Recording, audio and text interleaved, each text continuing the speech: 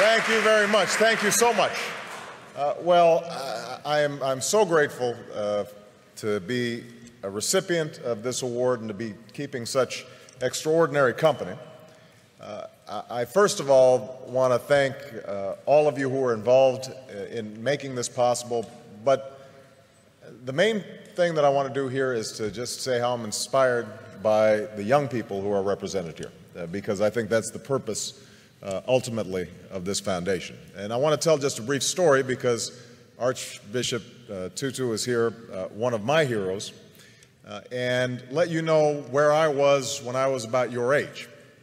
I'm really dating myself now, although I'm also dating the Archbishop, because back in 1979, I was a freshman in college at Occidental College in California. And I had had a somewhat rocky youth and teenage years. My father wasn't at home. I was growing up partly with my grandparents in high school. I'd gotten into trouble occasionally. It was what my mother called a good time Charlie, meaning I wasn't really serious in terms of my studies, in terms of my work. Had some awareness of the world around me, had some sense of injustice and unfairness, but it wasn't finely honed, it wasn't well developed. And I remember in 1979 arriving as a freshman and doing what freshmen do, trying to figure out what courses are and trying to change your study habits and trying to identify that food in the cafeteria, what it is.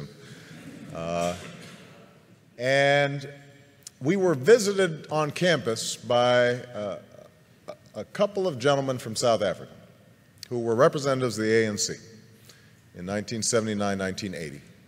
And they spoke about their efforts to overcome apartheid.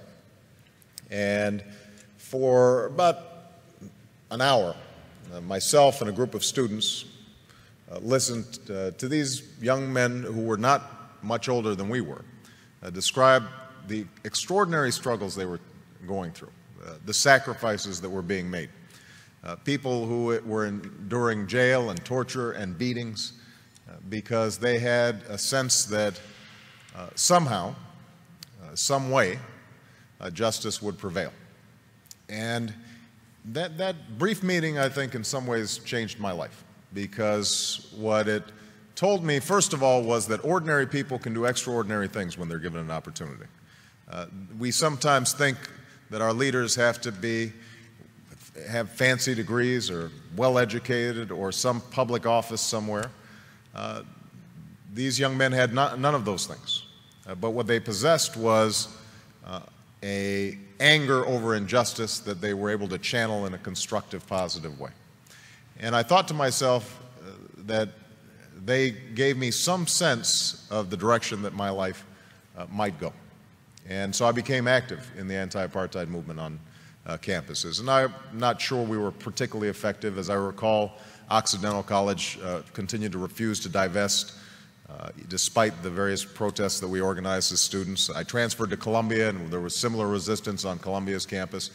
But over time, I like to think that I was part of that mosaic that applied pressure and ultimately helped those in South Africa achieve the extraordinary liberation that I would witness almost 10 years later as a law student. And I remember the image of Nelson Mandela walking out of prison and understanding that a seminal moment in history had occurred and that Mandela's long march towards freedom was not his alone, but was part of thousands of footsteps, of millions of footsteps of people all around the world.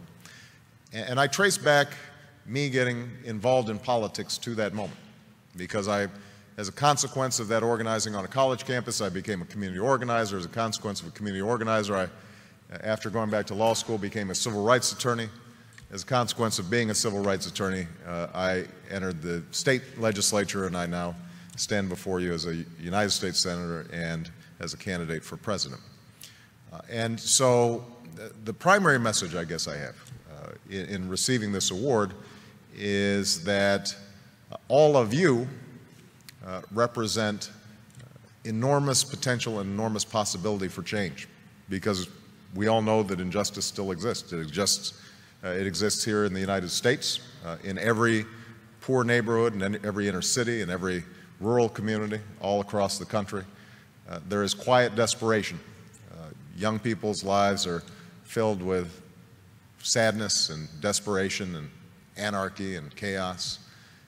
And obviously all around the world, we see those same symptoms of hopelessness made manifest in places like Darfur, in places like the Middle East, in places that too often are forgotten about and not written about until they flare up in tragedy. So I hope that all of you who are on the brink of doing extraordinary things decide to channel that talent and that energy and that imagination to figuring out how do you move the process along for a better history. You know, how do you put your shoulder against the wheel and move that boulder up the hill? And I'm absolutely confident that if all of you take up that challenge, the world is waiting for you, ready to be changed.